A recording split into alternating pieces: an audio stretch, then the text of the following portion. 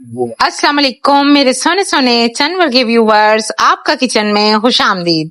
मुझे लाइक करना, सब्सक्राइब करना और कमेंट करना मत भूलिएगा। आज मैं आपके लिए सिंगापुरी राइस की बहुत ही आसान रेसिपी लाई हूँ। ये इतने टेस्टी बनते हैं, जब आप अपने मेहमानों के खिलाएंगे तो आपके मेहमान इसकी रेसिपी पूछे बगैर आपके घर से नहीं जाएंगे। बिस्मिल्लाहिर्रहमानिर्रहीम। सिंगापुरी राइस बनाने के लिए मैंने एक कढ़ाई ली है, फ्लेम को मैंने मीडियम लो किया हुआ है। इसके अंदर मैंने 4 टेबलस्पून ऑयल के ऐड किए हैं। अब मैंने इसके अंदर 1 टेबलस्पून देसी लहसुन क्रश किया हुआ ऐड किया है। आपने इसको इतना फ्राई करना है, जब आप इसमें से खुशबू आने लगे तो आपने इसके अंदर चिकन को ऐड करना है। चिकन को मैंने बोनलेस लिया हुआ है। अच्छा, इसकी मैंने कटिंग कर ली थी और जो इसकी हड्डियां बच गई थी मैंने उनको वेस्ट नहीं किया, मैंने उनकी यखनी बना ली थी और वही यखनी मैं आगे जाके इसके अंदर ऐड करूंगी।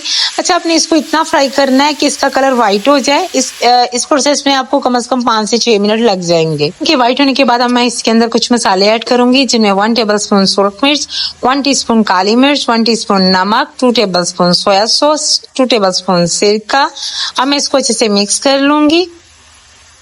अच्छा, जब इसके अंदर मसाले ऐड होते हैं तो इनकी खुशबू बहुत ही प्यारी आती है। मैं इसके अंदर चिकन की यखनी को ऐड करूंगी। अच्छा, अगर आप पास यखनी नहीं तो आप इसके अंदर चिकन पाउडर भी ऐड कर सकते हैं।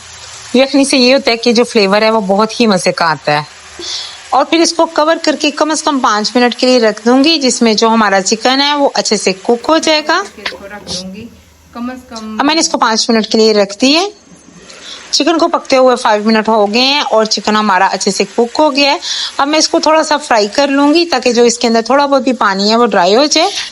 पानी को ड्राई करने के बाद अब मैं इसके अंदर 2 टेबलस्पून मैंने इसके अंदर लेमन जूस ऐड किया है। साथ ही मैंने इसके अंदर 1 कप केचप का ऐड किया। ये केचप मेरे घर की बनाई हुई है, जिसकी रेसिपी मेरे चैनल पे मौजूद है। साथ ही मैंने इसके अंदर 1/4 कप जो है वो चिली सॉस ऐड की है। ये गार्लिक चिली सॉस है, इसकी रेसिपी भी मेरे चैनल पे मौजूद है। इससे फ्लेवर आपका बहुत ही मजे का आएगा। अब आप इसको अच्छे से मिक्स कर लेंगे। अच्छे से मिक्स करने के बाद अब मैं इसके अंदर 1/4 कप यखनी का ऐड करूंगी। उससे ये होगा कि आपकी ग्रेवी बन जाएगी और ये जो सारा मटेरियल थिक हुआ है ये भी थोड़ा लिक्विड ही हो जाएगा। और मैं 2 से 3 मिनट तक इसको इसी तरह पकाऊंगी।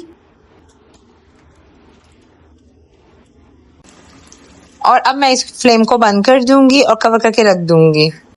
सिंगापुरी राइस बनाने के लिए आप जो हमारी ग्रेवी है वो रेडी हो गई है। दूसरी तरफ मैं इसकी वेजिटेबल को रेडी करूंगी। उसके लिए मैंने एक कढ़ाई ली है, फ्लेम को मैंने मीडियम लो किया हुआ है। इसके अंदर मैंने 2 टेबलस्पून ऑयल के ऐड किए हैं। साथ ही मैंने इसके अंदर 1 टीस्पून क्रश किया हुआ लहसुन ऐड किए। अब इसको थोड़ा सा फ्राई करेंगे। इसके अंदर जब खुशबू आने लगी तो मैंने इसके अंदर कुछ वेजिटेबल ऐड किए हैं, जिनके अंदर 2 मैंने गाजरें ली हैं, इसकी मैंने ब्रीक कटिंग कर ली थी। और 2 मैंने बड़े साइज की शिमला मिर्च ली है, तकरीबन 1 पाव के करीब होंगी, ठीक है। और साथ ही मैंने आधा किलो बंद गोभी का फूल था, जिसकी मैंने कटिंग की थी और वो मैंने इसके अंदर ऐड कर दी है। और इसको मैंने 2 से 3 सेकंड के लिए इसके अंदर फ्राई किए। आपने इसको सॉफ्ट साइड पे नहीं लाना, क्योंकि ये थोड़ी सी क्रंची हो तो इसमें बहुत मजे की लगती हैं। 2 से 3 मिनट हो गए हैं हमें फ्राई करते हुए वेजिटेबल को। अब मैं इसके अंदर कुछ सॉसेस और मसाले ऐड करूंगी, जिनमें 2 टेबलस्पून सिरका, 2 टेबलस्पून सोया सॉस, 1 टीस्पून मैंने इसके अंदर काली मिर्च के ऐड किया। अच्छा, मैंने नमक इसमें ऐड नहीं किया, क्योंकि जो सोया सॉस है उसमें ऑलरेडी नमक होता है। अच्छे से अपने मिक्स करना है।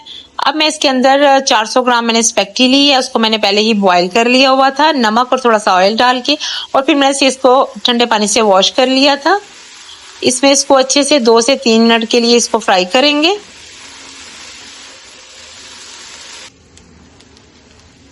अच्छा, अब मैंने इसके अंदर 2 टेबलस्पून सोया सॉस के और ऐड किए हैं और फिर इसको मैंने अच्छे से मिक्स कर लिया है। अच्छा, यहाँ पे मैंने फ्लेम को बंद कर दी है।